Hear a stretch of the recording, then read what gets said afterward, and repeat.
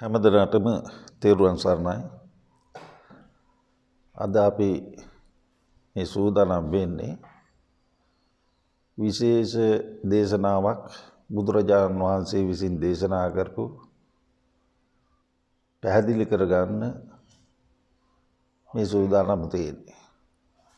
එතකොට මේ දේශනාව සඳහන් වෙන්නේ අංගුත්තර නිකායේ නවක නිපාතේ. ඒ නවක නිපාතේ තියෙන සූත්‍ර අතුරින් මුලින් ඉඳලා ක්‍රමිකව කියන එකක් නෙමෙයි.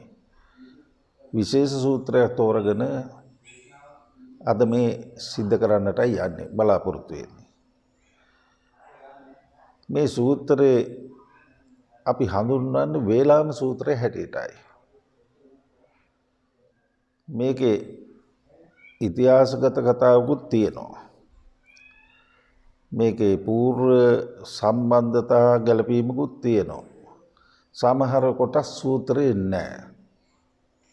සූත්‍රේ පටන් ගන්නෙ බුදුරජාණන් වහන්සේ හමු වීමට ජේතවනාරාමයට එනවා අනේපිඩු සිටුතුමා. අනාථපිණ්ඩික සිට්ඨි කියලා කිව්වම හැම කෙනෙක්ම වගේ දන්නවා. සුදත්ත සිටුවරයයි කියලා කිව්වොත් වැඩි කෙනෙක් දන්නේ නැහැ. එතුමාගේ නම සුදත්ත. නමුත් ප්‍රසිද්ධ වෙලා තියෙන්නේ අර අනාථයන්ට බොහෝ අයට දන් දෙන නිසා දන්වටවල් 4ක් පවත්වාගෙන යනවා. ඒ දන් දීම නිසාම යාට අනාථපිණ්ඩික කියන වචනේ වැටිලා තියෙනවා. ඒකෙන් තමයි කවුරුත් හඳුරන්නේ. බුදුහාමුදුරුවෝ ඔය නම් දෙකම පාවිච්චි කරලා තියෙනවා. සුදත්ත කියන නමත් අනාථපිණ්ඩික කියන නමත් දෙකම. ඉතින් මේ සිටුවරයා පන්සලට දවසට දෙපාරක් කෙනෙක්.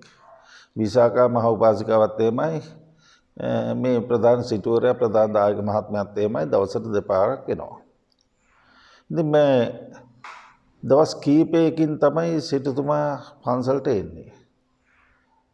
ඒක හොඳටම තේරෙනවා බුදුරජාණන් වහන්සේ මේ සූත්‍රයේදී සිටුතුමා අමතලා අහන්නේ කොහොමද ගහපති තාම දාන දෙනවද කියලා. දැන් මේ අහන ඇහිමෙන්ම ටිකක් අමුත්තක් තියෙනවා අපිට. නිතර දන් දෙන සිටුතුමාගෙන් තාම දාන දෙනවද කියලා අහීමට මොකක් හරි හේතුවක් තියෙන්න ඕනේ. එතකොට අපිට පේනවා මේ සිටුතුමාගෙන් මේ විදිහේ ප්‍රශ්නයක් අහන්න හේතුව. එතකොට මේ සිටුතුමාට වෙච්ච කරදරයක් තියෙනවා. අන්න ඒ කරදරේ නිසා තමයි මෙහෙම බුදුහාඳුරෝ අහන්නේ. නැත්නම් සිටුතුමාගෙන් එහෙම අහන දෙයක් නැහැ. ඒ විදිහේ ප්‍රශ්නයක් අහන්න හේතුව සිටුතුමා අර වැඩිච්ච කරදරේ. අපි ඒක ගැන පොඩ්ඩක් බලමු. මේ සිටු මාලිගාව තියෙන ජේතවනාරාම පාරමයි ඉන්දියාවේ ජේතවනාරාමයට ගියපු හැමදෙනාම වගේ මේ සිටු මාලිගයටත් යනවා. එතන ඉඳලා කිලෝමීටර කිහිපයක් ඒ පාරම ඉස්සරහට. අදත් ඒ සිටු මාලිගයේ යට කොටස් තියෙනවා, යට තට්ටුව තියෙනවා, උඩ කොටස් නැහැ.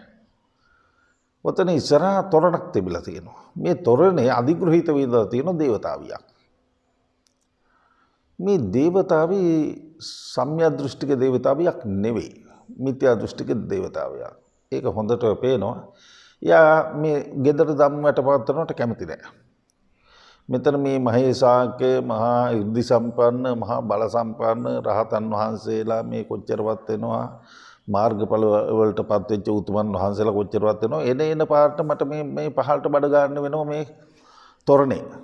මේක මහා කරදරයක්. ඒ නිසා මේ මෙතන දන් දීම නවත්තන්න ඕනේ කියලා කල්පනා කරලා එයාගේ බලය පාවිච්චි කළා.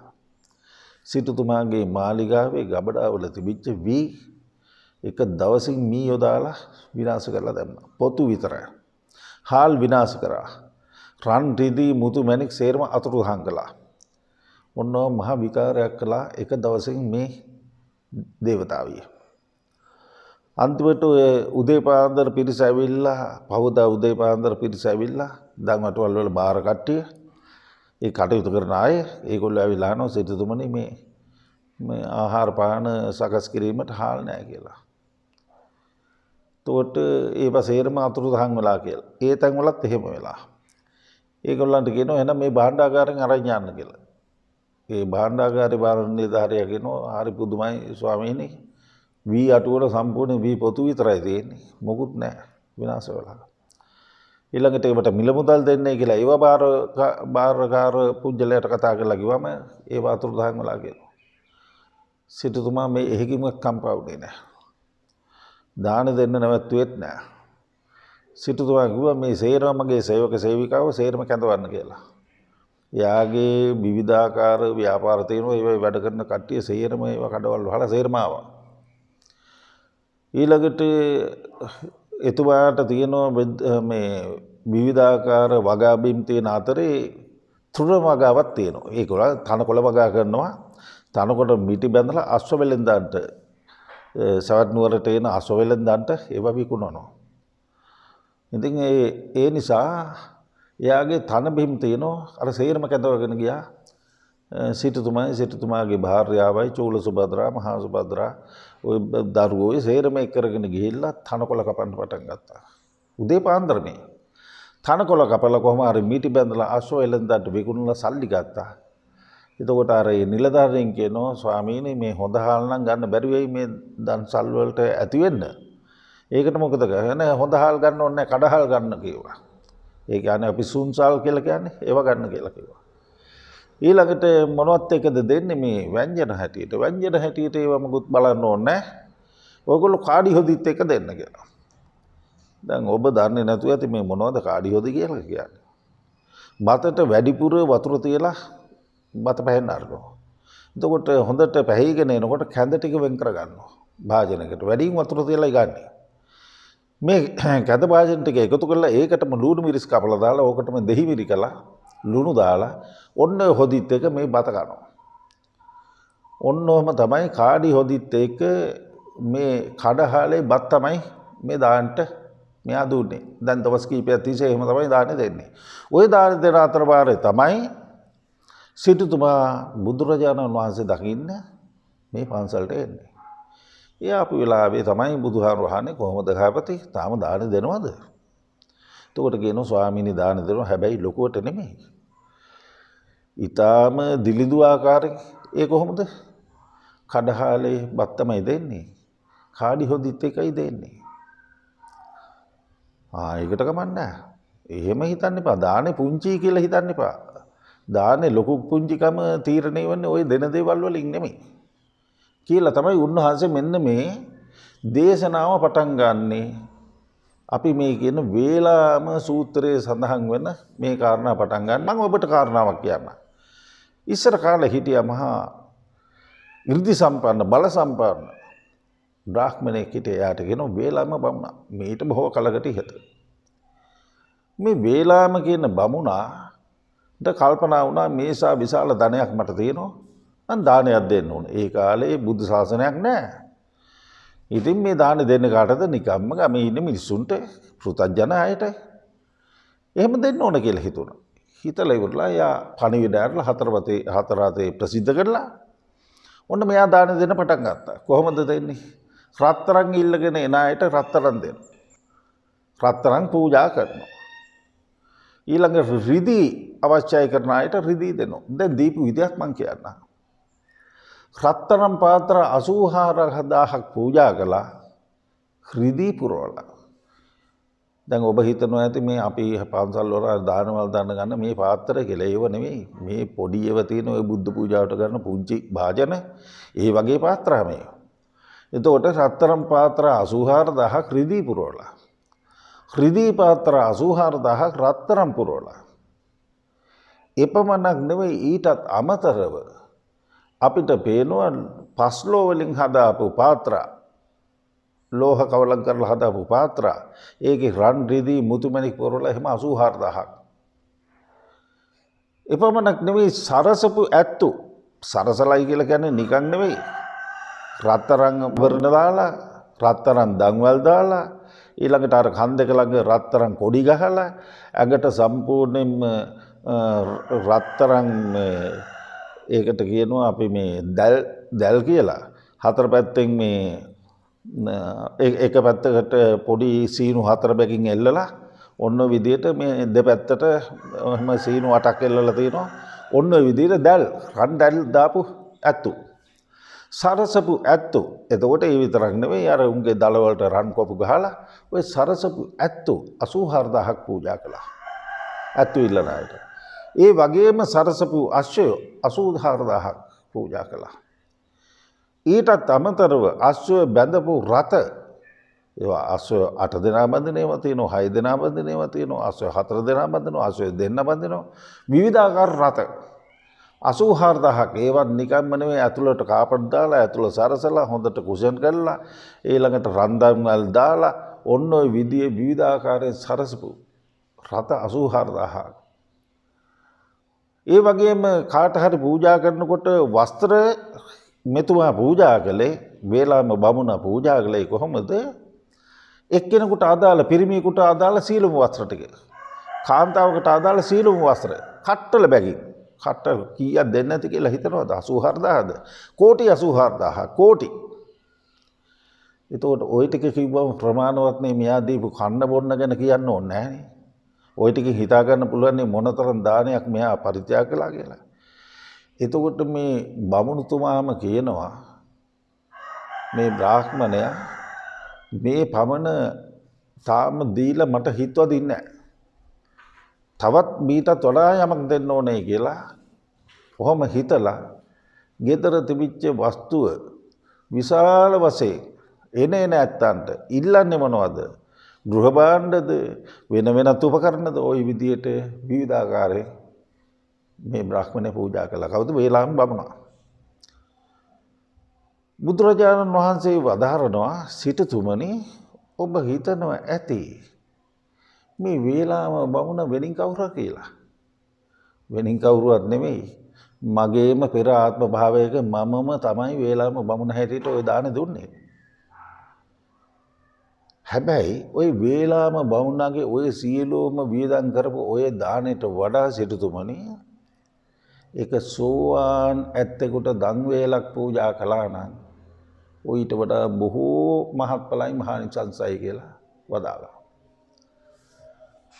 සෝවාන් 100 දෙනෙකුට කැම දුන්නට වඩා ආහාර පූජා කළාට වඩා සකෘදාගාමි එක්කෙනෙකුට ඒ දානේ පූජා කළා නම් ඒක මහත්ඵලයි මහානිසංසයි කියනවා. සකෘදාගාමි 100කට දාන පූජා කළාට වඩා අනාගාමි එක නමකට දානය පූජා කළා නම් ඒක මහත්ඵලයි මහානිසංසයි කියනවා. සකෘදාගාමි 100කට වඩා එක අනාගාමි කෙනෙකුට දානය පූජා කළා නම් ඒක මහත්ඵලයි මහානිසංසයි කියනවා. අනාගාමි 100කට වඩා එක රහතන් වහන්සේ නමකට දානය පූජා කළා නම් ඒක මහත්ඵලයි මහානිසංසයි කියනවා.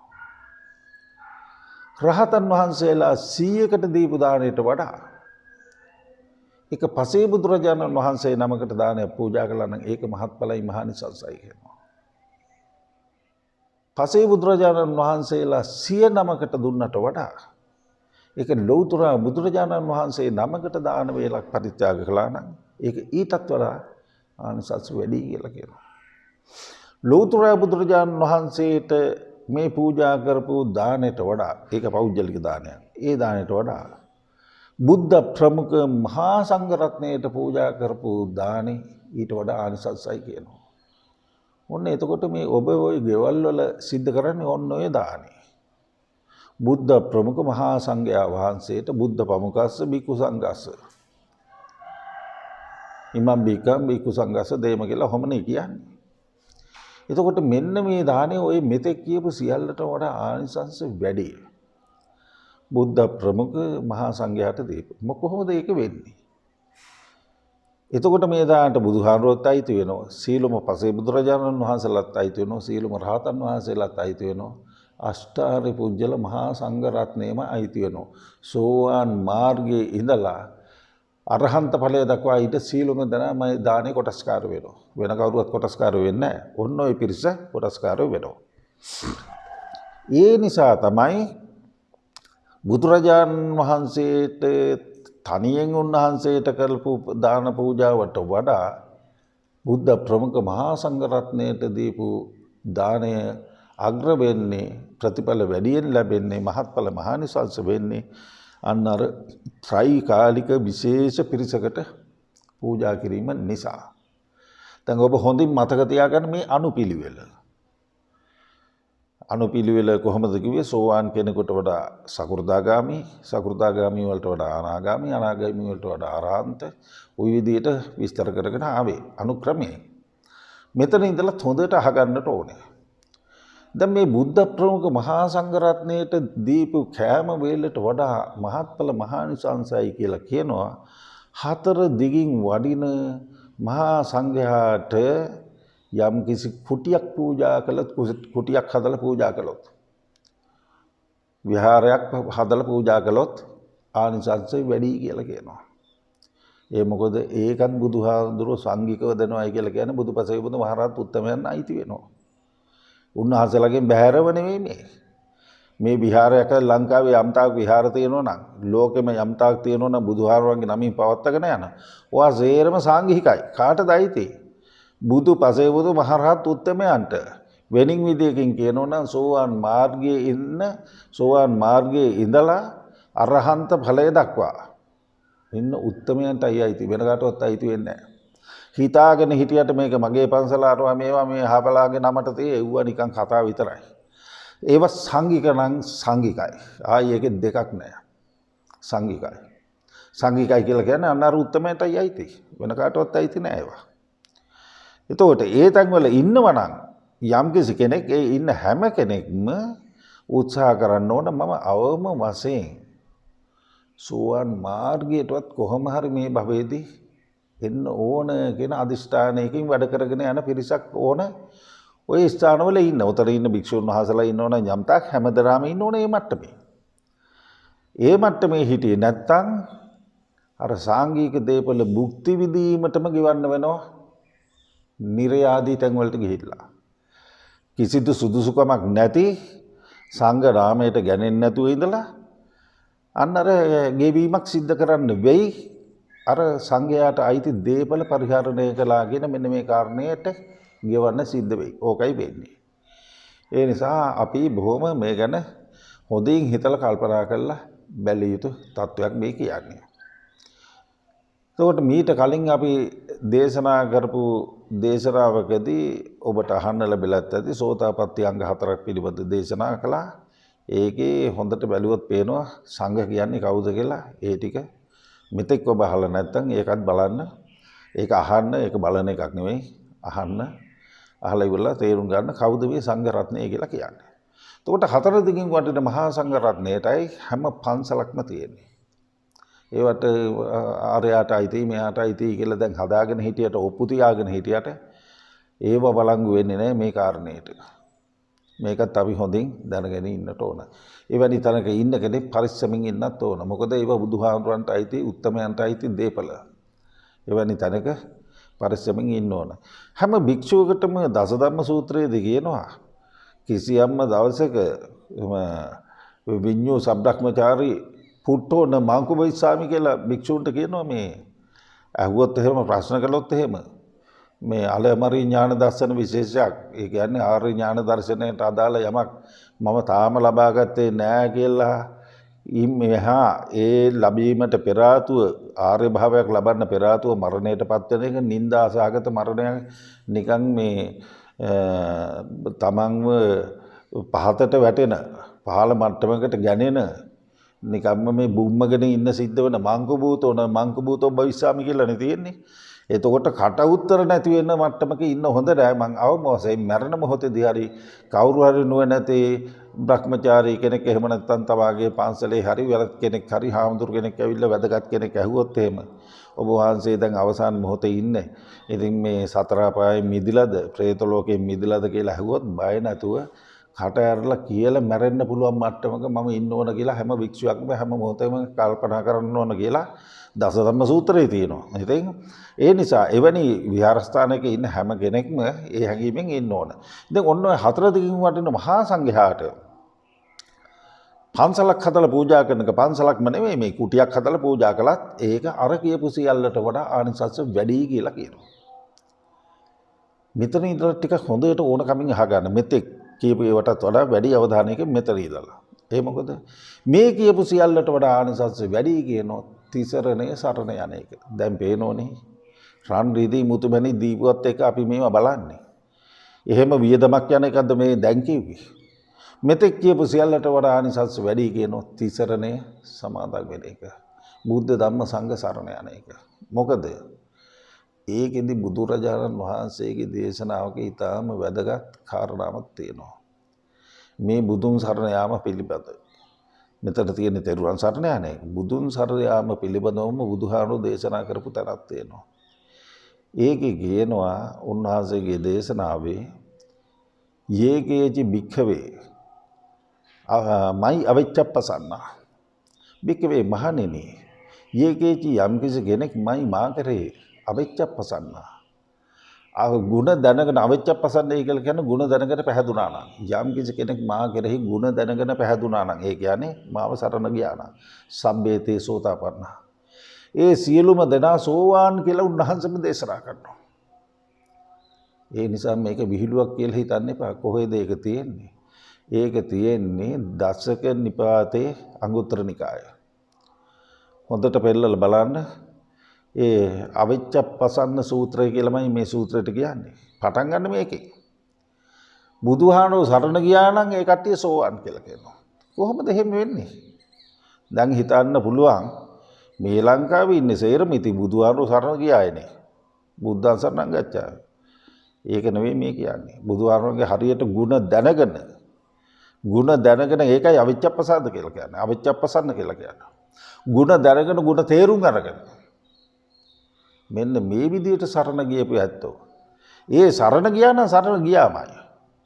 බුදුහාරෝ සරණ ගියා නම් බුදුහාරෝ මගේ ගුරුවරයා, මම ගෝලයා, මම ශ්‍රාවකයා, බුදුහාරෝ මගේ ශාස්ත්‍රුන් වහන්සේ අහන්න ජානාමි මම දන්නේ නැහැ. භගවා ජානාති බුදුහාරෝ තමයි දන්නේ. මට තියෙන්නේ බුදුහාරෝ කියන එකක් කරන්න. මගේ ගුරුවරයා කියන විදිහට මම කරන්න ඕන. ගුරුවරයා එපා කිව්වනම් ඒක එපා හැටියට බාර ගන්න ඕන. ගුරුවරයා කරන්න කිව්වනම් කරන්න දේ ගුරුවරයා කියපු විදිහට කරන්න ඕන. නිකන් හිතන්න ගුරුවරයා එපා කියපුව යමක් කරන කෙනෙක් ගෝලෙක් වෙනවද? එයා හිතන් ඇති ගෝලෙක් කියලා. හැබැයි ගෝලෙක් වෙන්නේ නැහැ. බුදුහාරෝ මේවා කරන්න එපා කියලා කිව්වනම් ඒ වැඩේ කරන කෙනෙක් ගෝලෙක් වෙනවද? වෙන්නේ නැහැ. එහෙනම් ඒගොල්ලෝ හිතාගෙන හිටියට අපි ගෝලයෝ තමයි කියලා. බුදුහාරෝ එපා කියපුවා කරනවා නම් එයා ගුරුවරයාට විරුද්ධව ගියපෙක් කෙනෙක්. එයාට මොනව හම්බෙයි කියලාද හිතන්නේ? ඒ නිසා ඒව මම කියන්න අවශ්‍ය කරන්නේ නැහැ මොනවද හම්බෙන්නේ කියලා. කරන අය දැනගන්න ඕන. ඉතින් හරියටම බුදුහාරෝ සරණ ගියා නම් උන්වහන්සේගේ පිරිසිදු හදවතේ තමයි ධර්මයේ උපදින්නේ. ඒ ධර්මයෙන් තමයි සෝවාන් කෙනා බිහිුනේ, සකෘදාගාමි කෙනා බිහිුනේ, අනාගාමි කෙනා බිහිුනේ ඒ ධර්මයෙන්. ඒ නිසා ඔන්න ඔය විදිහට බුදුහාරෝ විශ්වාස කරගෙන උන්වහන්සේ කියන මාර්ගය අනුගමනය කරගෙන ගියොත් සෝවාන් වෙන එක නවතින්නේ නැහැ කවදාවත්. ඒකයි උන්වහන්සේ ඒක වෙන හැටිත් ඒ සූත්‍රයේ පෙන්නනවා. දැන් මේ සූත්‍රය විස්තර කරන වෙලාවක නෙමෙයි මේක. ඒ නිසා මම ඒ ගැන කතා කරන්න බලාපොරොත්තු වෙන්නේ නැහැ. නමුත් මෙතන පේනවා අර මෙතෙක් කියාපු සියල්ලට වඩා ආනිසංස වැඩි හරියට තිසරණේ සරණ ගියෝ. ඔයිටත් වඩා ආනිසංසයි ඔය තිසරණේ සරණ ගිහිල්ලා පංචශීලයේ සමාදන් වෙලා රකින්නව නම් මෙතෙක් කියපු සියල්ලට වඩා ආනිසංස වැඩි කියලා බුදුහාමුදුරුවෝ මේක දේශනා කරනවා. වේලාම සූත්‍රයේ පෙන්නලා බලන්න. මේ කියන ඒවා තියෙනවද නැද්ද කියලා පෙන්නලා බලන්න. මට ඕනේ ඒවා නෙමෙයි මේ කියන්නේ. මේ සූත්‍රයේ තියෙන දේවල්. ඒ නිසා අපිට පැහැදිලිවම පේනවා ඒ තිසරණයේ සහිත පංචශීලය අල්ලගෙන යන්න ඕන. එහෙම ගියොත් තමයි අපිට මේ සංසාරයෙන් මිදෙනවයි කියන එක අපිට මාර්ගය හදා ගන්න පුළුවන්. පංචශීලයේ සුළු කොට සලකන්න එපා. පංචශීල කියන එක දැන් අපේ රටේ බෞද්ධයෝ පංචශීල කියන එක වැඩි ගණන් ගන්නේ නැහැ. ඒගොල්ලෝ හිතන්නේ ලොකුම දේ තමයි දාන දෙන එක. පන්සලට සල්ලි දෙන එක, වියදම් කරන එක. ඒවා නරක නැහැ, හොඳයි. ඒගොල්ලෝ දීලා තමයි මේ පන්සල් මාලිගාවක තියෙන්නේ. නැතු හාමුදුරුවෝ ගමෙන් ගෙනල්ලා ගෙදරින් ගෙනල්ලා හදපු අය. ඒ නිසා දායක දීලා තමයි ওই මාලිගාවගේ ගොඩනගලා තියෙන්නේ. නැතු ඉන්න අයගේ හයිය නෙමෙයි. කවුරු හරි දෙන්න එපා පිටින්. ඒ නිසා මේ අතේ තියෙන සල්ලි වියදම් කරලා නෙමෙයි. කාගෙන් හරි ලැබිච්ච අය. එහෙම තමයි එකතු කරලා කරන්නේ. ඉතින් භික්ෂුන් වහන්සේලා ලොකු කැපකිරීමකින් තමයි ඒවා මේ සකස් කරලා තියෙන්නේ. ඒවා ආරක්ෂා කරගෙන ඉන්නේ, ඒවා දිනු කරන්නේ, වැඩි දිනු කරන්නේ, රැකගන්නේ භික්ෂුන් වහන්සේලා තමයි. නමුත් දායකයන්ට තමයි ඒවා ඒ විදිහට එහෙම කරලා තියෙන්නේ. ඒ සකස් කරලා තියෙන්නේ. ඉතින් මෙන්න මේ ඒ සකස් කරලා දීපු මේ විහාරස්ථාන මේ විදිහට සකස් කරලා දෙන්න සල්ලි වියදම් කළා කියලා ඒකෙන් මේ වැඩ කෙරෙන්නේ නැහැ. අපිට දාන පූජා කළා කියලා හෝ අපිට අටපිරිකර පූජා කළා කියලා හෝ ඒ මාර්ගයෙන් අපිට මේ පංචශීලයේ නැතුව රකින්නේ නැතුව හතර අපායෙන් බේරෙන්න පුළුවන් වෙයිද කියන එක මට නම් කියන්න බෑ. හතර අපායෙන් ගැලවෙන්න නම් පංචශීලයේ රකින්නම ඕනේ. ඒක අවමය. පංචශීලය ආරක්ෂා කරගෙන මේ කියන ධර්මතා දිනු කරගෙන ගියොත් ඒකෙන්ම නිවන දක්වා යන්න පුළුවන්. නිවනට අදාළ අවම සීලය පංචශීලය. පංචශීලය කියන්නේ කේන්ද්‍රීය සීලය. නිකන් අපි කල්පනා කරලා බැලුවොත් පේනවා අටසිල් සමාදන් වෙන කෙනෙකුගේ පංචශීලය කැඩිලා නම් අටසීලයක් ඉතුරු වෙයිද? නැහැ. ගිහි දසශීලය රකින්න කෙනෙකුගේ පංචශීලය නැත්තම් ගිහි දසශීලයක් ඉතුරු වෙයිද? ඒත් නැහැ. සාමණේරම රකින්නේ සිල්පද 10යි. පංචශීලය නැත්තම් ඒ සාමණේර සීලයක් ඉතුරු වෙයිද? ඒත් නැහැ. එපමණක් නෙමෙයි. උපසම්පදා භික්ෂුවකගේ උපසම්පදාවක් ඉතුරු වෙයිද පංචශීලය නැත්තම්? ඒ නිසා කියන්නේ කේන්ද්‍රීය සීලය. පංචිල්වත් නැත්තම් මොනවද තියෙන්නේ? මම මේකට පොඩි නිදසුනක් කියන කැමතියි. බුදුරජාණන් වහන්සේ එක්තරා අවස්ථාවකදී රාහුල හාමුදුරන්ට, එතකොට පොඩි හාමුදුරුවෝ, රාහුල හාමුදුරන්ට කරන දේශනාවක චූල රාහුලවාද සූත්‍රයේදී ප්‍රකාශ කරනවා මෙන්න මෙහෙම ප්‍රකාශයක්. යේසං රාහුල නාත්ති සම්පජාන මුසාවාදේ ලැජ්ජා. රාහුලයනි යේසම් යම් කිසි කෙනෙකුට සම්පජාන මුසාවාදේ දැන බොරු කීමේ ලැජ්ජාවක් නැති නැද්ද? තේසන් නැති සාමාන්‍යං. උන්දට ඇති මහානකමකුත් ඒගොල්ලන්ට ඇති මහානකමකුත් නැහැ කියනවා. බොරු කියනවා නම් මහානකම ගහලා යනවා. ආයි මොන කතාවද ඉතින්? මේ පංචශීලෙන් එකක් නේ. ඒ නිසා අපිට පේනවා බොරුවක් කියපු පමණිනුත් මහානගමට හානි සිද්ධ වෙනවා. ඒ නිසා අඩුපාඩු නැති කෙනෙක් නෑ ලෝකේ. අඩුපාඩු හදාගෙන ඉස්සරහට යන්න ඕන ආයත සංවරය කියන එක බුදුහාමුදුරු බොහොම අගය කරපු එකක්. නිකන් හිතලා කල්පනා කරලා බලන්න. බුදුරජාණන් වහන්සේම වදාරනවා අපිට අත්තාන උපමං කත්වා. තමාට උපමා කරගෙන තමාව උපමා කරගෙන බලන්න මේ වැරදි වලින් වළකින්නේ කොහොමද කියලා. ඒ කොහොමද? මගේ කෙස් ගහක් ගලවනවට මම කැමතිද? ඔබේ කෙස් ගහක් ගලවනවට ඔබ කොනිත් වෙනවට ඔබ කැමතිද? නෑනේ. එහෙනම් ඔබ ඇයි තව කෙනෙකුට ඒ වැඩේ කරන්නේ? ඔබේ දෙයක් හොරකම් කරගන්නකොට ඕන තරම් ඔබේ දේවල් කවුරු හරි අරගෙන ඇති මේ වෙනකොට ඕන තරම්. ඔබ සතුටු වෙනවද ඔබේ දේ පැහැරගත්තට? ඔබ කොච්චර දුක් වෙලා ඇද්ද? කොයිතරම් හොයලා ඇද්ද?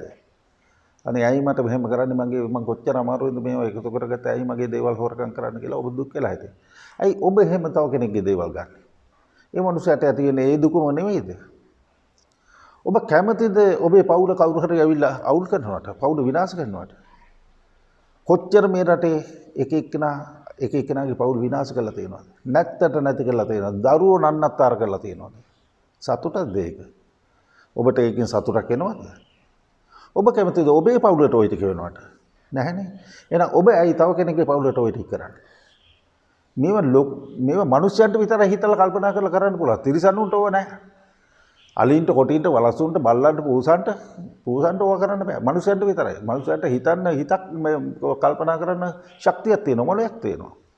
පපුවක් තියෙනවා, හදවතක් තියෙනවා. තේතමනයක් තියෙන්න ඕන. ඕන තරම් මේ ජීවිත කාලය තුල රැවටිලා ඇති. රැවටිලා ඇයි මාව රැවටුවේ? ඇයි මට බොරු කළේ කියලා ඔබ දුක් වෙලා නැද්ද? ඇයි ඔබ තව කෙනෙකුට මේ වැඩේ කරන්නේ? එහෙම හිතන්න, කල්පනා කරන්න. ඒ නිසා ඔහොම කල්පනා කරලා බලලවත් මේකේ වලකින්න කියලා කියනවා. දැන් මේ සතුන් මරණ එක නිකන් හිතලා බලන්න. සතෙක් මරනවා කියන එක මදුරුවෙක් මරණ එකත් බරපතල අපරාධයක්. ඇයි එහෙම කියන්නේ? මදුරුවා කියන සතා ලොකු කාලයක් ජීවත් වෙන සතෙක්ද? නෑ, බොහොම සුළු කාලයක් ඌ ජීවත් වෙන්නේ. සති දෙකක් වගේ.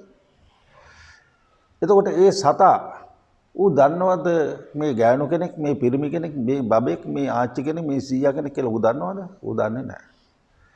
ඊළඟට දැන් මේ ඌ ඇවිල්ලා අමුතු කටුවක් ගෙනල්ලා අපේ ඇඟ හිල් කරනවද ලේ හදින්න? ඒත් නැහැ. අපේ මේ ඇඟේ තියෙන ලෝම තියෙන හැම තැනකම රෝම කූප කියලා එකක් තියෙනවා මේ පොඩි සිදුරු.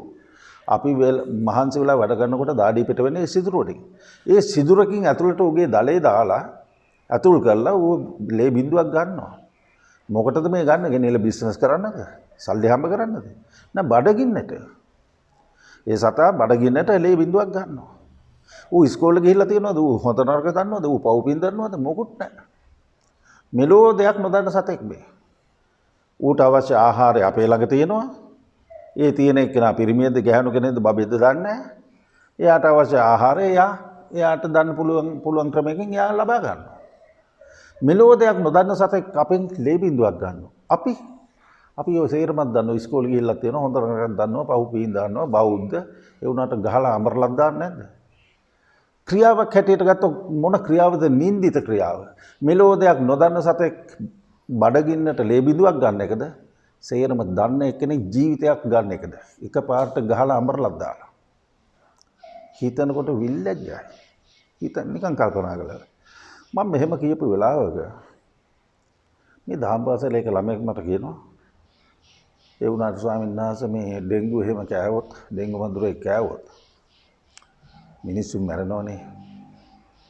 ඇත්ත ඉතින් ඒකේ ඇත්තක් තියෙනවා. උන්ගෙන් ආරක්ෂා වෙන්න ඕන. ඌ කෑවොත් අපි මැරෙනවයි කියලා අපිට අයිතියක් තියනවද ඌව මරන්න? සැබෑ අයිතියක් තියනවද එහෙම? හොඳයි එහෙම තියනවයි කියලා හිතමු. එහෙනම් ඉතින් අලින්ගේ මිනිස්සුන්ට හානි වෙනවයි කියලා මිනිස්සුන්ට අයිතියක් තියෙන්න ඕන අලි මරන්න. ණයා ගැහුවාම දෂ්ට කරාම මැරෙනවයි කියලා අපි හොය නයි මරන්න අපිට අයිතියක් තියෙන්න ඕන. ලෝකේ තියෙනවද එහෙම අයිතිය? හොඳයි ඒ සේරමත් පැත්තක මේ මුළු ජීවිත කාලය තුළ ඔබට වැඩිම හානි වෙලා තියෙන මොන සතාගෙන්ද? මොන සතාගෙන්ද ඔබට වැඩිම හානි වෙලා තියෙන්නේ? මේ ජීවත් වෙච්ච කාලය තුළ. ඇත්තම කිව්වොත් මිනිස්සයාගෙන්නේ. ඉඩ කඩන් වලට වෙන්න පුළුවන්, බස් එකේදී වෙන්න පුළුවන්. එහෙම නැත්නම් වෙන කඩේකදී වෙන්න පුළුවන්. වෙනත් කිසියම් ස්ථානයකදී වෙන්න පුළුවන්. ඔය හැම අවස්ථාවකද මුළු ජීවිත කාලේ වැඩිම හානි කරලා තියෙනවා නම් කරලා තියෙන්නේ මිනිස්සු නේද? මිනිස්සු. අපේ පරමම හතුර හැටියට ඉන්න මිනිස්සු නේද මෙතෙක් බැලුවොත්. අපිට උදව් කරලා තියෙන්නේ මිනිස්සු, අපිට හානි කරලා තියෙන්නේ මිනිස්සු වැඩියෙන්ම. මේ නයි කොටි බලසු අරින් මේ නෙමෙයි. ඒක හොඳට පැහැදිලිව පේන එක. එපමණක් නෙමෙයි මිනිස්සෙක් ගිහිල්ලා කොහේ හරි ගිහිල්ලා තමන්ගේ වාහනේ නවත්තනවා. වාහනේ නවත්තපු තැනදී ටක් ගාලා ඒක ලොක් කරලා යතුරු ගන්න මොකටද? ඇතුළට ගැරන්ටි රින්ගයි කියලාද? පොළොංගුයයි නයියයි කියලාද? නැහැනේ මිනිස්සු උස්සන් යන නිසා. ගෙදරට දොරහයි කරලා තියෙනවා. ලොක් එකක් දාන්නේ මොකටද? මදුරෝ එයි කියලාද? මදුරෝ එනවනම් වැහුවාම ඇතනේ ලොක් කරන්න ඕනේ නැහනේ. එහෙනම් ලොක් එකක් දාන්නේ ගෙට හොරු කණී කියලා. අයි මේ රැට නිදා ගන්න ඉස්සලා දොරවල් ලොක් කරාද ගේට්ටුව හැවතරෝ මේ බලන්නේ. මදුරෝ ඇතුළේයි කියලාද? නයි පොළොංගුවයි කියලාද? අලි ගේට්ටු කඩක් නැයි කියලාද? සේර මිනිස්සුන්ගෙන් නේද මේ පරිස්සම් වෙන්න හදන්නේ. මිනිස්සු මෙතෙක් කරපු හානි සේරම කරේ මිනිස්සු නේද? එපමණක් නෙමෙයි. දැන් මේ පොලිසිය තියෙන්නේ මොකටද? අපිට මේ වෙන මොනවා හරි මේ මදුරුවන්ගෙන් අපි බේර ගන්න. එහෙම නැත්නම් මේ නයි කොටි අලි ඔය වගේ සතුන්ගෙන් අපිට හානි වෙයි ඒව වළක්වන්නද? නෑ මිනිස්සුන්ගේ ප්‍රශ්න වලට. මේ රටේ නීති හදලා තියෙන්නේ මොකටද? මොනවටද මේ රටේ ඔය මේ විශේෂ වශයෙන්ම නඩුශාලා, නිශ්චය ශාලා, විනිශ්චයකාරවරු ඕව සේරම ඉන්නේ මොකටද? ඔය සේරම ඉන්නේ මෙන්න මේ රටේ මිනිස්සු කරන වැරදි ඕනෝව නිදොස් කරන්න නේද? හමුදාවක් නම් ඉන්නේ ඒක රටක ඉන්න ඕන මොකද මේ පිට රටකින් වෙන ප්‍රශ්න විසඳා ගැනීම සඳහා ආරක්ෂාවට ඒක ඉන්නවා. එතකොට හරියට ඔබ පංචශීලයේ රකින්න නම් මේ රටේ මිනිස්සු සේන බෞද්ධ වෙනුවෙන් ඉන්නේ. නමුත් මේ රටේ මිනිස්සු සියලුම දෙනා පංචශීලය රකින්න මිනිස්සු වුණොත් පොලිසිය ඕන වේද මේ රටට? මේ රටට නීති පද්ධතියක් ඕන වේද? නීතිඥයෝ ඕන වේද? නඩුකාරයෝ ඕන වේද? නඩුශාලා ඕන වේද? හිරගෙවල් ඕන වේද මේ රටට? එකක්වත් ඕනේ. නිකන් හිතලා බලන්න කල්පනා කරලා. එහෙනම් පේනවා ඔය හිරගෙවල් වල ඉන්න හැම මිනිස්සෙක්ම හැම පිරිමියෙක්ම හැම ගැහණියක්ම පංචශීලයේ එකක් හෝ එකකට වඩා වැඩි ගණක් කඩපු අයද නැද්ද? කඩපු අය. එහෙනම් පේනවා කොච්චර මේ මට්ටමකද මේ පංචශීලයේ තියෙන්නේ මොන මට්ටමකින්ද කියලා හිතලා බලන්න. එතකොට අපිට සැබෑ අයිතියක් තියෙනවා නම් එහෙම අපිට හානි කරන අය මරන්න. එහෙනම් අපි ඉස්සෙල්ලා පටන් ගමු මිනිස්සු මරන්න. පුළුවන්ද ඒක අපිට? එහෙම අවසරයක් තියෙනවද අපිට? අපිට හානි කරන නිසා මිනිස්සු මරන්න. සේරම නවත්තලා පටන් ගමු. මදුරුව කෑවම ඩෙන්ගු මදුරුව කෑවම ඩෙන්ගු හැදලා මැරෙනවා. ඒ නිසා මදුරුව මරනවායි කියන එක උත්තරයක් නා. මෙච්චර කාලයක් අපිට වැඩිම හානි කරපු જાති මිනිස්සු කවුරුත් එකතු වෙලා මිනිස්සු මරන්න පටන් ගමු. ඕකද උත්තරේ. නිසා කිසිවෙක් එක්කෙනෙක් මරලා තව කෙනෙකුට යහපතක් සැලසීම කවදා බුදුහාමුදුරුවෝ අනුමත කරන්නේ. ඒ නිසා හැම තිස්සෙම පංචශීලයේ අපේ බුදුහාමුදුරුවෝ අපිට වදාළේ ඒක අපිට හොඳ නැති නිසා මේ පංචශීලයෙන් කඩාගෙන මේ වැරදි කරන එක හරි නැති නිසා සමාජයක් විනාශ කරන නිසා සමාජයේ අගාධයට ගෙනියන නිසා සමාජයේ පරිහානියට පත් කරන නිසා තමයි මෙන්න මේ සිල් කඩන්න එපා කියලා අපිට කියන්නේ. එහෙනම් පංචශීලයේ දිවි දෙවෙනි කොට ආරක්ෂා කරගන්න කෙනෙකුට තමයි කවදා හරි හතර පායෙන් මිදෙන්න ලැබෙන්නේ. ඒ අවමය උපරිමය පංචශීලයේ තිබුණොත් ඇති නිවන් දකින්න. මේ සීලය. ඒ නිසා තමයි මේ පංචශීලය වැදගත් වෙන්නේ. එපමණක් නෙමෙයි. මේ පංචශීලය දැන් බෞද්ධයෝ කියන බෞද්ධ නොවන අයට එච්චර අදාළ නැහැ කියමුකෝ අපි. දැන් අපේ රටේ ඉන්නේ බෞද්ධයෝ වෙලා තියෙන ඔය පංචශීලය ඇතිවද? නැහැනේ. තිසරණ සාගත වීමෙන් පමණක් මේ වැඩේ කරන්න බෑ කියලා මං කලින් කිව්වා. තිසරණෙත් එක මේ පංචශීලය යන්නම ඕනේ. පංචශීලය අල්ලගෙන ගියේ නැත්නම් ඔබට හතර පහේ බේරන්නත් බෑ. අවමේ නිවන් දකින්න වැඩේ කරගන්නත් බෑ. එහෙනම් මෙන්න මේ පංචශීලය අල්ලගෙන යන්න ඔබ හිත හදා ගන්න ඕන. කැමති වුණත් අකමැති වුණත් ඕක තමයි මට කියන්න තියෙන්නේ. ඒ නිසා මේක හොඳින් අපි අවබෝධ කරගත යුතු කාරණාවක්. ඕකෙන් බැහැරව අපි යන්න හිතනවා නම් එහෙම යන්න පාරක් ඇත්තේ නැහැ. ඕක ඉක්මවලා යන්න පුළුවන් කමක් ඇත්තේ නැහැ. නිසා පංචශීලයේ එච්චරම තමන්ගේ ජීවිතයට ඊටම වැදගත් කොට අපි කල්පනා කළ යුතුව පවතිනවා. මෙන්න මේ පංචශීලය ඉදිරියට ශක්තිමත් කරගෙන ඉස්සරහට ගියොත් ඒ මතින් අපිට පුළුවන්කම තියෙනවා මේ බුදුහාමුදුරුවෝ දේශනා කරන්නේ තිසරණයට වඩා ආනිසංසයක් ලැබෙනවා. මහත්ඵල මහානිසංසයක් තිසරණ ගතව පංචශීලයේ ඉස්සරහට සකස් කරගෙන යාමෙන් තමයි අපිට මේ දියුණුව ඇති කරගන්න පුළුවන් මහත්ඵල මහානිසංස ලබන්න ශක්තිය එන්නේ. එතකොටයි කියලා උන්වහන්සේ අපිට පැහැදිලිවම දේශනා කරනවා. ඒ නිසා මේ පංචශීලය කොයි වෙලාවකවත් සුළු කොට තකන්න එපා. ඊළඟට මට තවත් කාරණාවක් කියන්න ඕන. මෙතෙන්දී පංචශීලය රැකීමේදී අවංක වෙන්න ඕන. දැන් ඔබ ඔබේ පුතාට මේ රටේ ඕන තරම් අම්මලා ඉන්නවා පුතේ බොරු කියන්න එපා කියනවා. හැබැයි පුතා අහනවා අනිත් පැත්තට එතකොට ඔයා බොරු කියන්නේ. ඒකට මොකද්ද දෙන උත්තරේ? එහෙනම් මේක රඟපාන්න බෑ. මතක තියාගන්න. දැන් ඔය දෙබිඩි ජීවිත ගත කරන්න බෑ. ඒ නිසා අම්මලා ඉන්නවා මේ රටේ දරුවන්ට පංචශීලය රකින්න උගන්නන නෙවෙයි කඩන්න උගන්නන. ඇත්ත කියන්න බෑ. දරුවට බොරු උගන්නලා පුතේ ඉස්කෝලේ ගුරුවරයා ඇහුවොත් ඊ ආවේ නැත්නම් මොකද කියලා මෙහෙම කියපන්. උගන්නලා යවනවද නැද්ද? අවංක වෙන්න ඕන. මම එක කාරණයක් අහන්න කැමතියි ඔබ සීලු දරාගේ. ඔබ ඇත්තටම සතුන් මරනකොට ඔබ විරුද්ධයි. ඇහුවොත් ඔබ විරුද්ධයි. කැමති නැහැ කියනවා. ඇත්තටම හොරකම් කරනවට කැමතිද කියලා ඇහුවොත් ඔබ කියනවා නැහැ කියලා. ඇත්තටම ඔබ ඇහුවොත් අනුන්ගේ පවුල් විනාශ කරන එක හොඳයිද කියලා නෑ ඒක වැරදියි කියලා ඔබ කියනවා. ඇත්තටම මේ අනුම රවට්ටන බොරු කියන එක හොඳයිද කියලා ඇහුවොත් ඔබ කියනවා ඒක වැරදි ඒකට මම කැමති නැහැ කියලා. මත්පැන් බොන එක හොඳයිද කියලා ඇහුවොත් අපෝ හරි නෑ ජීවිතේ විනාශ වෙන වැඩක් කියලා ඔබ කියනවා. ඒක පිළිගන්නවා. අල්ලස් දෙන එක අල්ලස් ගන්න එක හොඳයිද කියලා කිසි කෙනෙක් කැමති නැහැ. අවංක කියලා හිතලා බලන්න ඔබ ගමනක් යන වෙලාවේදී පොලිසියෙන් අහුනොත් ගෙවලා යනවද නැද්ද විල්ලැජ්ජ නැතුව. හිතලා බලන්න. කරනවද නැද්ද ඒක? කරනවා. ඒ නිසා ඔය දෙබිඩි ජීවිතේ මේ වැඩේ කරන්න බෑ. ඔබ හිතනවා මං කරාට කමන්නේ අනිත් අය කරන්න එපා. එහෙම ලෝකයක් කොහෙද හැදෙන්නේ?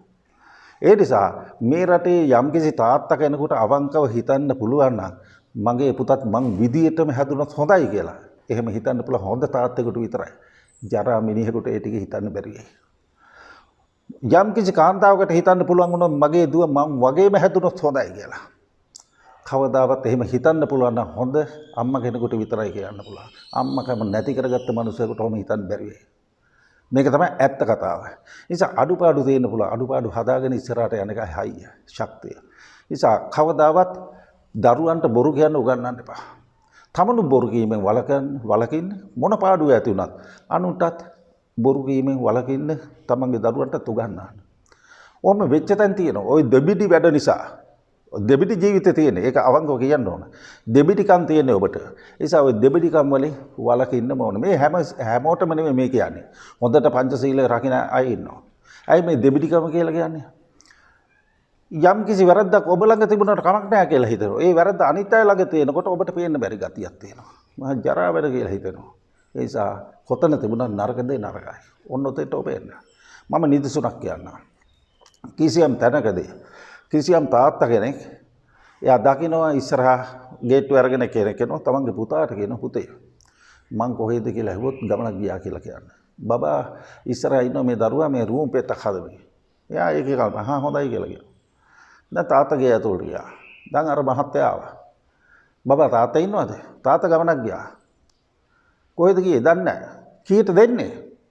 ළමයා ගේ ඇතුළට ඔළුව දාලා අහන තාත්තා කීයට දෙන්නේ අහනවා කියලා. එතකොට මොකද වෙන්නේ? අර මෙතනම සේරම අහුවෙලා ඉවරයි. ඔන්න ඔහම අවස්ථාවලට මුහුණ දෙන්න සිද්ධ වෙනවා. ඔය දෙබිඩි ජීවිත නිසා. දෙබිඩි ජීවිත. ඒක තැනකට මේ අවුරුදු කාලේ ගෙදරට එනවා තමන්ගේ තාත්තගේ බාල නංගි, එයාගේ මහත්තයා, එයාගේ දරුවා. එනකොට මේ ගෙදර ඉන්න පුංචි ගෑනු දරුවා දුවලා ගිහිල්ලා නැන්දේ කියලා අතේ එල්ලෙනවා. එයාත් එක්කම ඇවිල්ලා එයාගේ මේ දරුවාගේ අම්මා කියනවා නංගි වාඩි වෙන්න කියලා. එයාගේ ඇතුළට යනවා. එතකොට මේ කාන්තාව ඇවිල්ලා වාඩි වුණාම ගෙදර ඉස්සරහා මේ ගෑනු ළමයි පුංචි නැන්දා තාත්තගේ බාල නගා. දැන් එයාගේ දන හිස් දෙක අල්ලගෙන මූණට එබිලා මේ බබා හරියට මූණ දිහාම කට දිහාම බලාගෙන ඉන්නවා. ඇයි චූටි දු මොකද මගේ දිහා ඔය වගේ බලන්නේ මොනවද බලන්නේ ඔය තරම්? නෑ අපේ අම්මා කිව්වා ඔයාට මහා හැකර කටක් තියෙන කියලා. ඒකයි මම මේ බලන්නේ. මොන් බලන්න. එතකොට මොකද මේ ඔබේ බොරු කීම නිසා නේද? ඔබේ මේ අර දෙබිඩි ජීවිතය නිසා නේද? ඉන්න තැන එකයි නැති තැන එකයි තව ওই විදිහේ දෙපැත්තක් දෙබිඩි ගතියක් තියෙන නිසා නේද? ඒ නිසා ඔය තමන්ගේ ළඟ තියෙන දෝෂ ටික අත්හරින්න. ඔය ටික අත්හර ගන්නකම් ඔබට නිවනට පාර කැපෙන්නේ නැහැ. ඔය සේරම රඟපානේම අත්හරින්න ඕන. වැඩි හරිය මේ රටේ තියෙන රඟපානේම දෙන්නේ අනුන්ට පේන්න, කරන්නේ අනුන්ට පේන්න. සේරම මේ ෂෝ විතරයි තියෙන්නේ. අවංකව තමන්ගේ ළඟ තියෙන ධර්මයන් ක්‍රියාත්මක කරනව දකින්න බොහොම අඩුයි. සේරම රඟපෑම්.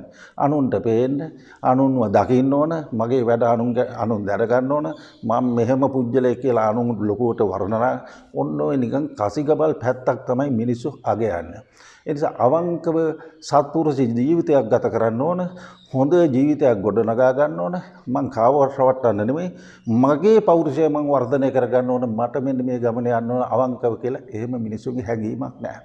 එහෙම නැතුව කොහොමද මේ මනුස්සන්ගේ සීලයක් දීරු වෙන්නේ? සීලයක් රකින්න පුළුවන් වෙන්නේ? දරුවෙකුට කොහොමද උගන්වන්නේ? Taman එතන නැතුව. ඒ නිසා අවංක වෙන්න. අඩුපාඩු තියෙනවා නම් අවංක වෙන්න. මේ හරියට පංචශීල රකින්න ඇත්තන්ට ඒ උත්තමයන්ට ඒ උත්තමාවන්ට කරන නිග්‍රහයක් නෙමෙයි මේක. වරදව හිතන්න එපා. මෙහෙම කිව්වේ නැත්තම් කොහොමද ඔබට මේ මඟ පෙන්නන්නේ? අපි ඉන්නේ මඟ පෙන්නන්න. ඒ නිසා මේක කියන්න ඕන. මේක කියලා මේ අඩුපාඩු නැති මිනිස්සු නෑ. ඒව හදා ගන්න ඕන. එහෙම හදාගෙන යන්න ඕන. ඒ නිසා අපේ පුංචි කාලේ අපේ ගමේ ඉන්න කාලේ මම අවුරුදු 13 මේ පන්සලට එන්නේ. ඉතින් ඒ අපේ ජීවිතේත් අඩුපාඩු ඕන තරම් තිබුණා. අපිත් වැරදි කළා අම්මගෙන් තාත්තගෙන් ගුටික් කෑවා. නිසා අද අපි එක්තරා මට්ටමකින් මේවා දියුණු කරගෙන සීලේ පැත්ත වර්ධනය කරගෙන අනුන්ටත් ඒවා උගන්වලා අනුන්ටත් පාර පෙන්නන මට්ටමකට ආවේ කොහොමද? ඒ වැරදි හදාගෙන ආපු නිසා. ඒදත් වැරදි කළා දැනුම් කමක් නැහැ කියලා එහෙම කරගෙන යන එකක් නෙමෙයි වැරද්ද කියන්නේ. ඒ නිසා මේ යම්කිසි රෝගයක් තියෙනවා කියලා අපි හිතමු කාට හරි තියෙනවා සීනි රෝගය. එහෙම නැත්නම් තියෙනවා මේ මොකක් හරි පපුවේ ඇම්ම. එහෙම නැත්නම් කාසේ. මට මේක අපේ පරම්පරාවේ අපේ සීයටත් තිබුණා, අපේ ආච්චිටත් තිබුණා, අම්මටත් තිබුණා, තාත්තටත් තිබුණා. මාත් මේක රැකගෙන යන්න ඕනේ කියලා. එහෙම රැක ගන්න ඕනේ එකක්ද ඒක? එහෙම රැක ගන්න ඕනේ එකක්ද? ඒක තුනී කරන්න ඕනේ එකක්ද? පරම්පරාවෙන්ම ආවයි කියලා ඒක රැක ගන්න ඕනේ එකක්ද? එහෙම එකක්ද සීනි අමාරුව කියලා කියන්නේ? හතිය කියන්නේ එහෙම එකක්ද? පිටේ යම්ම කියන එක එහෙම එකක්ද? පරම්පරාවෙන්ම තියෙනවා ඒ නිසා රැක ගන්න ඕනේ එකක්ද? ඒ නිසා කොහේදී හරි තමන්ගේ වැරද්ද අවබෝධ කරගත්තා නම් ඒ වැරද්ද ඉවත් කරගන්න වැඩ කරන එක සත්පුරුෂයෙක්ගේ ලක්ෂණයක්. දැන් එතකොට මෙතන ඉඳලා ආපහු අපි අර සූත්‍රයේ බුදුහාමුදුරු දේශනා කරන තිසරණය සමාදන් වෙනවට වඩා ආනිසංසයි තිසරණය සමාදන් වෙලා පංචශීලයේ රැකගෙන යන එක. ඊළඟට දේශනා කරනවා මේ තිසරණ සහගත පංචශීලයේ රැකගෙන ඉන්න ගමන් උවිතත් වඩා ආනිසංස තවත් වැඩක් තියෙනවා. ඒ මොකද්ද තියෙන්නේ? ඒක කියනවා අච්චරා සංඝාත මත්තං. අච්චරා සංඝාත මත්තං කියලා කියන්නේ අහුර ගහනවා කියලා මේ මෙහෙම කරන එක. අහුර ගහන වෙලාවක් තුළ මෙත්ත චිත්තම් භාවේති මෛත්‍රී සිත දියුණු කරනවා නම් මම මේක කලින් මුලින්ම මෛත්‍රී භාවනාව ඔබට උගන්වලා තියෙනවා. දැකපු නැති කෙනෙක් බලලා නැති කෙනෙක් ඉන්නවා නම් කරුණා කරලා ඒක බලන්න. ඉඳ තියෙන හැටියට මෙත්ත සූත්‍රයේ පිළිබඳ විවරණේ මෛත්‍රී වඩන හැටි ක්‍රමානුකූලව ඒක උගන්වනවා. කොච්චර හරි කියනවා නම් ඒක හරියාකාරව කරගෙන ගියොත් අනාගාමී ඵලය දක්වා යන්න පුළුවන් විදිහේ ඒ සූත්‍ර දේශනාවේ විස්තර කරලා තියෙනවා බුදුහාමුදුරුවෝ. ඒක ඒ විදිහට දේශනා කරලා තියෙනවා. මේ මෛත්‍රී චිත්තයේ මෛත්‍රී භාවනාව ඊට සුළු වෙලාවක් කළත් මහත්ඵලයි මහානිසංසයි මෙතෙක් කියපේවට වඩා කියලා බුදුහාමුදුරුවෝ දේශනා කරනවා. අවසාන වශයෙන් උන්වහන්සේ ප්‍රකාශ කරනවා මේ මෛත්‍රී චිත්තයේ මොහොතක් තුළ ඊටාම සුළු කාලයක් තුළ අසුරක් ගහන වෙලාවක් තුළ මෛත්‍රී වඩන එකටත් වඩා තිසරණගත පංචශීලයේ සමාදන් වෙලා තව යමක් කරන්න තියෙනවා. ඒක තමයි උපරිමයේ බුදුහාමුදුරුවෝ දක්වන්නේ. ඒක කියනවා ගන්ධූහන මත්තං අනිච්ච සංඤම් භාවේති. ගන්ධූහන මත්තං කියලා කියන්නේ ඔකට විවිධ තේරුම් එක එක්කෙනා කියනවා. අතට මලක් ගත්තම ඒ මලයේ සුවඳ නාහෙට දැනෙන්න ගන්ධ ඌහන මේ සුවඳ නාහෙට එන්න වැඩි වෙලාවක් ගත වෙන්නේ නැහැ නේ. සුළු වෙලාවකින් මේ නාහෙට දැනෙනවා මේ සුවඳ. ඔන්න ඔය සුවඳ දැනෙන වේලාවක් තුල මේ සුවඳ නාහෙට හතේ තියෙන මලයේ තියෙන සුවඳ නාහෙට දැනෙන වෙලාවක් තුල අයිට වඩා වැඩි කාලයක් අසුර ගහනවට වඩා වැඩි කාලයක් අපි හිතමු මිනිත්තු 5-10ක් කියලා. ඔන්න ඔය වගේ වෙලාවක් තුල අනිත්‍ය සංඥාව වඩනවා නම් දකින්න හැම දෙයක්ම මේක අනිත්‍යයි. යද නිච්ඡන් තන් දුක්ඛං යමක් අනිත්‍ය නම් ඒක දුකයි. යන් දුක්ඛං තදනත්තා ඒ යම් කිසි දෙයක් අනිත්‍ය නම් ඒක දුකයි නම් ඒක මගේ වශයෙන් මට ඕන හැටියට පවත්වන්න බෑ කියන මෙන්න මේ මට්ටමින් දකින්න හැම එකක් තුළම ඔන්නෝම දකින්න පුළුවන් නම් ඔන්න ඕක මහත්ඵල මහානිසංසයි අර මෙතෙක් කියපු ඒවට වඩා කියලා බුදුරජාණන් වහන්සේ දේශනා කළා. එතකොට මෙන්න මේ වේලාම සූත්‍රයේදී උන්වහන්සේ වදාරන්නේ මෙන්න මේ කරුණු ටික. ඒ නිසා මේ ටික තමන්ගේ ජීවිතයට සම්බන්ධ කරගෙන මේකෙන් ඔබේ ජීවිතයේ යහපත් බෞද්ධ ජීවිතයක් දක්වා දියුණු කරගෙන නිවන දක්වා ගමන් කරන ඔබට වාසනාව ශක්තිය ධෛර්යය බලය ලැබේවා. තිරුවන්ගේ ආශිර්වාදයෙන් සීල දෙවියන්ගේ රැකවරණයෙන් ඔබට මේ ගමන යන්නට ධෛර්ය වාසනාව ශක්තිය ධෛර්ය බලය ලැබේවා කියලා මම අවංකව ප්‍රාර්ථනා කරනවා. හැමදෙනාටම තෙරුවන් සරණයි.